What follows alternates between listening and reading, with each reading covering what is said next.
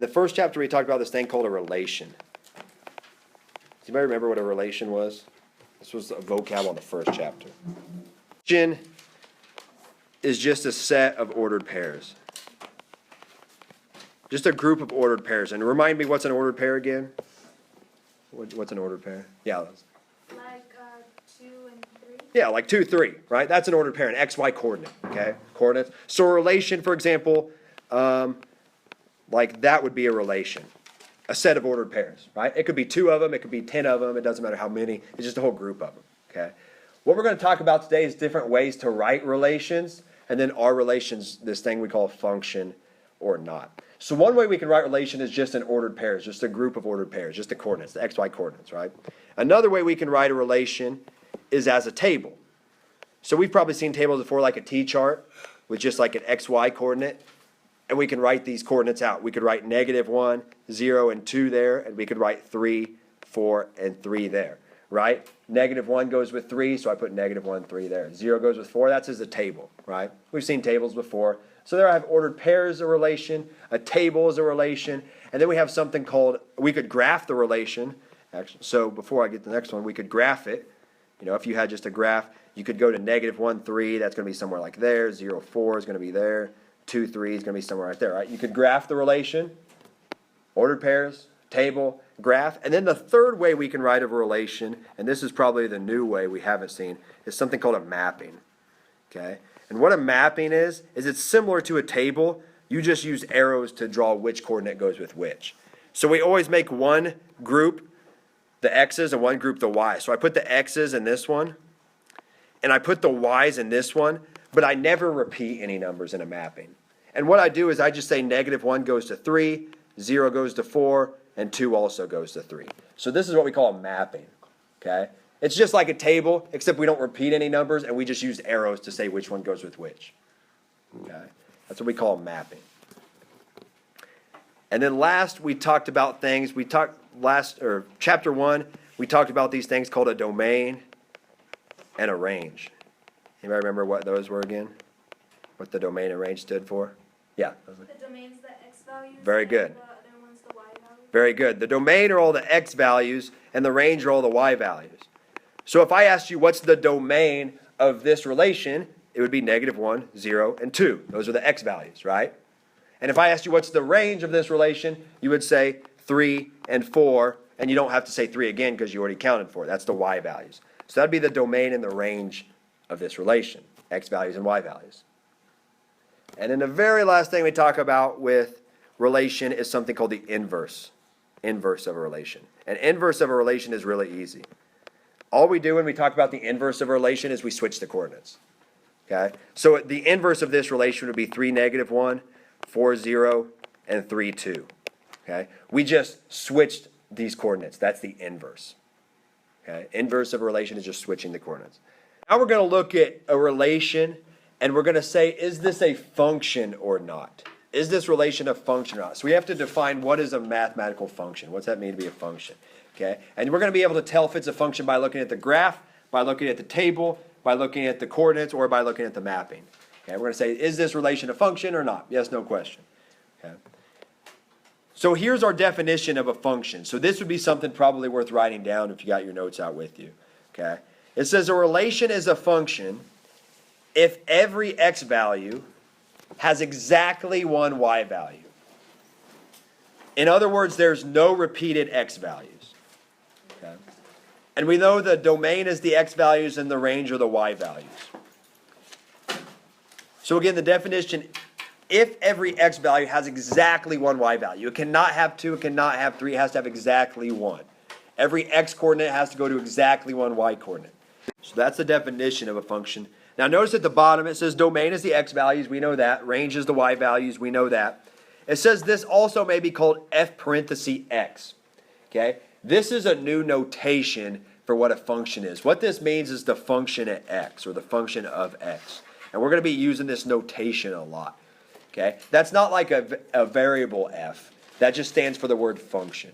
Okay? That's what that stands for. It's the function of x. In a function, the output is dependent on the input. Whatever you put into the function determines what you get out of the function, okay? So I said we call y this f parenthesis x. So how we read that is called f of x, which means the function of x. And we're going to do a lot more work with this in just a second. So we're going to start writing stuff like the function of x equals 2x plus 1, which means the same thing as y equals 2x plus 1. We're just replacing the variable y with calling it the function of x. Okay?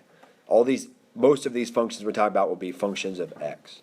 Okay? And that's what that f parenthesis x stands for. The first way we tell if it's a function or not, look at this graph, and it's a graph of a circle, right? And vertical line test. And what a vertical line means, vertical goes up and down, right? So what it means is if you can draw a vertical line through a graph, and if it touches at more than one point, it's not a function, because that means each x has more than one y. So like, for example, go to the x-coordinate 1, 2, negative 3. Go to the x-coordinate at negative 3 on your graph, and look at where that crosses the y-axis. It crosses the y-axis at negative 3 about 6.5, and negative 3, negative 6.5, right? It crosses the y at two different spots when you go to x is negative 3. So the rule is if you can draw a vertical line through any graph and it touches in two places, not a function. If it touches in one place, it is a function. Because if it touches in more than one place, that means the x-coordinate has more than one y-coordinate. Right? There could be a lot of vertical lines I could draw through this graph and it would touch more than one spot. Right? Like, for example, if I told you, okay, x is 1, give me the y-coordinate when x is 1. You could give me two different answers here, right? You could either give me 1, 2, 3, 4, 5, 6, 7, or you could give me negative 7 when x is 1, right? That means the x-coordinate has more than one y-coordinate. So look at this line. If I use the vertical line test here, if I drew a vertical line through this graph, it would only ever touch this graph in one spot. Every time, right? No matter where you put a vertical line on this graph, it's always going to hit that line at one time. So this is a function. Because every time you draw a vertical line, it only touches the graph one time. Okay? Every x only has one y. For example, when x is 4, y is 0. When x is 5, y is 1. When x is 6, y is just under 2, right? You could look at all those points. Every x has exactly one y. So I want you to first look at this figure. Some answers here. This is a very good one. Okay? The first one, it is a function. Because no matter where you put a vertical line, so they showed a vertical line, it only touches the graph in one spot. Right? Each x only has one y. The second one, no matter where you drew a vertical line, it would only touch the graph in one spot. It is also a function. Okay? The third one, you draw a vertical line and it touches the graph in two spots. Right? That means that x-coordinate has two different y-coordinates. So that one we would say is not a function. So that is a very good example using the vertical line test. Again, here would be a good example. Those are just one vertical line, but you should be able to draw a vertical line anywhere. And it only touched one time, it's a function. That means every x has exactly one y. Okay. All right, try it on this problem now. Here would be a good representation. That one not a function because the vertical line, there's two y-coordinates for the x-coordinate of 1. Here, if I told you the x-coordinate, what's that at? 2, 3, 4, 5. If I told you give me the y-coordinate, for the x-coordinate at 5, you would be an infinite amount of answers, right? 5, 0, 5, 1, 5, 2, 5, 3, 5, 4, 5, negative 5. All of those would cover. So the x-coordinate of 5 has infinite amount of y values, not a function. This one is a function because any vertical line, every x only has one y. Very good. Okay. Now let's look at it in case we don't have a graph. How do we tell if it's a function or not? Okay. When looking at a table, a mapping, or a list of points, if each x value only has y value, then it's a function, right? That's our definition. So look at that one on the top right, the domain and range one. The domain's the x's, the range the y's. Notice there's no x's that are repeated, right? Each x only has one y. So that top right one would be a function because 2 goes with negative 3, 4 goes with 5, negative 2 goes with 0, 5 goes with 2. The mapping, the one down in the middle, would be a function. Negative 2 goes with negative 3, 2 goes with 0, 4 goes with 2, 5 goes with 5. And the one on the bottom right, the coordinates, would be a function. There's no x that has more than one y coordinate. Those are all functions. Where if you look at these ones, These ones are not functions. Because look at the one at the top right, the table. The x-coordinate of 2 goes with -3 and it goes with 0. See that in the top right? The bottom one, the mapping. The x-coordinate of 2 goes with 6 and it goes with 1. Not a function.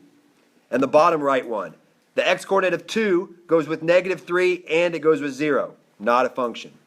Okay? Because if you graph those, you could draw a vertical line through them and it would hit that spot twice. Right?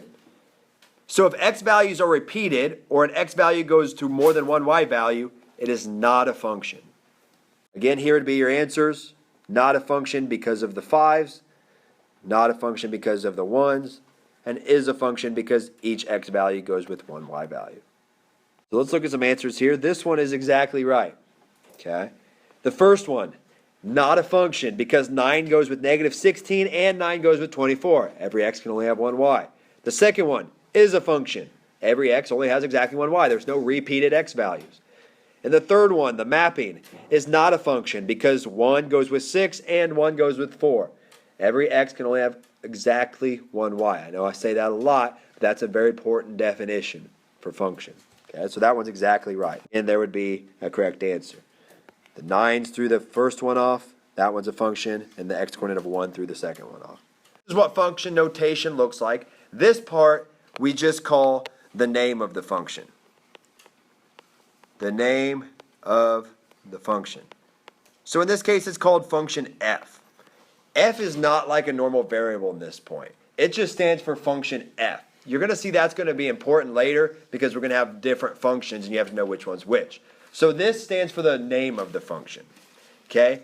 This part stands for the variable to replace in the function.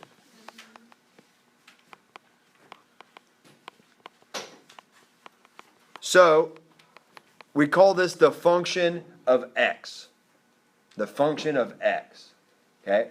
Or f of x. Okay? The name of the function is function f at x. Okay? So the whole thing together is called f of x or f at x. Either way you want to look at it. The function f of x or the function f at x. Okay? That's what the whole thing together is called. Function of x or the function f at x. Just the function itself, the actual function. Okay? This is the machine part that when we put something in, we get something out. So in this case, the higher we make x, the higher the output's going to be, right? If you make x 1, 3 times 1 is 3, plus 1, or plus 4 is 7. If you make x 100, 3 times 100 is 300, plus 4 is 304. So this is the actual function part. This stuff just names the function. Okay. Yeah, this part's the actual function. I have the same function. I'm just going to rewrite it up here. You have it on the top of your page. But it says, what is the function f when you plug in 2? So when you plug in 2 here, so that's like what goes here. Once you plug it into the function, you get 3 times 2, which is 6, plus 4. So what are you getting out here? 10, right? The function at 2 is equal to 10. You don't ever do anything with the left side of the equation. That just stands for the function at x. This says when I plug in 2, when I replace x with 2 into that function, it spits out a 10, right? 3 times 2, it would look like this. 3 times 2 plus 4, 6 plus 4 is 10. When you put in the same function, when you plug in x is -1. So you would plug in whatever you substitute into an equation or an expression, you put it in parentheses. This just replaced x with -1, so I'm going to replace x with -1 here. I put in a -1, what's it going to spit out when you simplify that? +1, right? 3 times -1, -3 plus 4 is +1. So the function at -1 is equal to +1. This one was equal to 10. Just another way to look at function notation.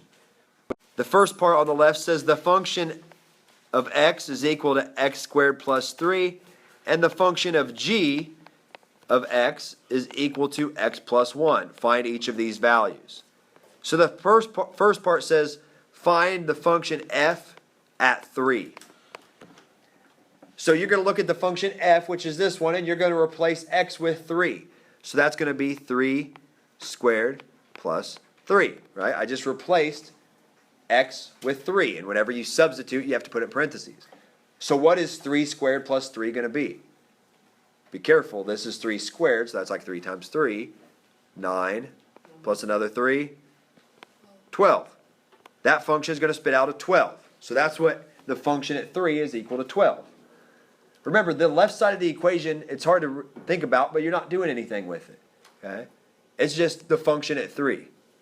So then look at the next one. It says the function g at 3. So that means I'm going to look at the function that's named g, and I'm going to replace x with 3. So it's going to be equal to 3 plus 1. So that's very straightforward. The function g at 3 is going to be equal to 4, right? Because I just replaced x with 3. Next, it said the function f at negative 2. It wants to know what's the function f equal when x is negative 2. So you go back to the function f, you plug in negative 2 for x, and whenever you substitute, you put in parentheses. Now this would be the part most people make a mistake. This is negative 2 in parentheses squared. That's like negative 2 times negative 2. So that can be a positive number or a negative number. This part. It can be positive, right? Negative 2 times negative 2 is positive 4. Plus 3 more is 7. So that function would spit out a 7. The next one says, what is g of 0? What's g of 0 going to be? 1, right? Because you're going to plug in 0 for x in the function g plus 1. It's going to spit out a 1. Okay. Questions through those 4? The next one says, what is the function f at 2 plus the function g at 1 equal to? So I have to find both of these separately. So the function f at 2, that's going to be 2 squared plus 3, right? Because I replaced x with 2 in the f function. What's this going to be equal to? 7, right? 2 squared is 4, plus 3 is 7. And the function g at 1, I'm going to replace 1 plus 1, that's going to be 2. So when you add 7 plus 2, that's equal to 9. I found what is f of 2. I found what is g of 1. I added those two things together.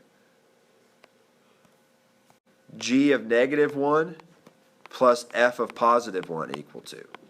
So again, I have to find both of those separately. What is g of negative 1 equal to? When you replace x with negative 1 in the function g, what do you get? 0, right? Because you replace negative 1 there. Negative 1 plus 1 is 0. And when you replace x with 1 in the function f, what are you going to get? 4, right? 1 squared is 1, plus 3 is 4. So 0 plus 4, that answer would be 4.